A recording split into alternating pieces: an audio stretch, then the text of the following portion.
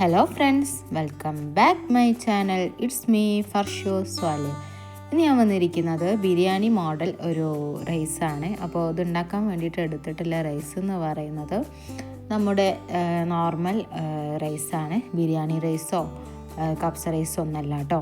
അപ്പോൾ എങ്ങനെയാണ് normal rice ഉപയോഗിച്ചിട്ടോ സിമ്പിളായിട്ട് ബിരിയാണി സ്റ്റൈൽ ഒരു ചോറുണ്ടാക്കാമെന്നുള്ള ഒരു കുഞ്ഞ് റെസിപ്പിയുമായിട്ടാണ് ഇന്ന് വന്നിട്ടുള്ളത്.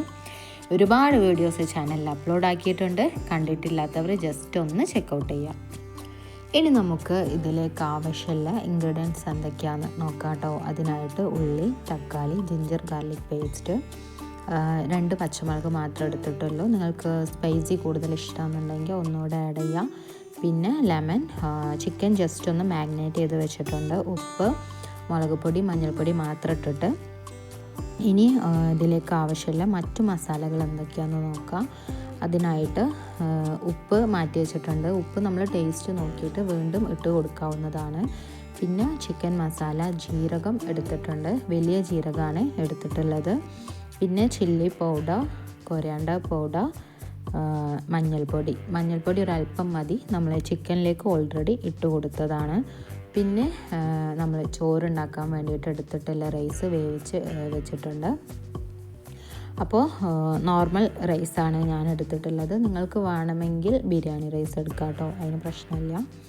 ഇനി നമ്മളിത് ഉണ്ടാക്കാൻ വേണ്ടി പോവുകയാണ്. അതിനായിട്ട് ആദ്യമേ ഒരു പാന് ചൂടാക്കാൻ വേണ്ടി വെക്കുക. അതിലേക്ക് ആവശ്യത്തിനുള്ള ഓയിൽ ഒഴിച്ച് കൊടുക്കുക. എന്നിട്ട് നമ്മൾ മാറ്റി വെച്ച ഓരോ ഇൻഗ്രീഡിയൻസും അതിൽ ആഡ് ചെയ്ത് കൊടുക്കുകയാണ് ചെയ്യുന്നത്. നിങ്ങൾക്ക് ഈ വീഡിയോ കാണുമ്പോൾ അത് മനസ്സിലാവും കേട്ടോ.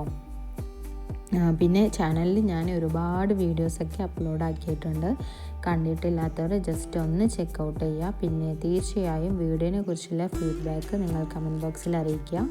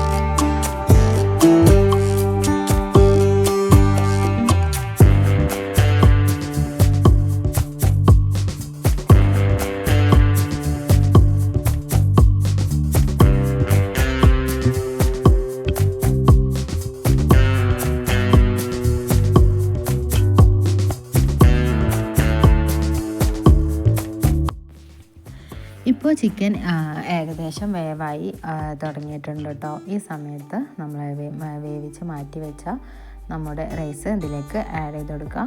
എന്നിട്ടൊരു 10 മിനിറ്റ് ലോ ഫ്ലെയിമിൽ ദമ്മിടാം കേട്ടോ. അപ്പോൾ ഇത്രയേ ഉള്ളൂ. ഒത്തിരി സിമ്പിളായിട്ടാണ് നമ്മൾ ഈ ഒരു റൈസ് ഉണ്ടാക്കിയത് അല്ലേ.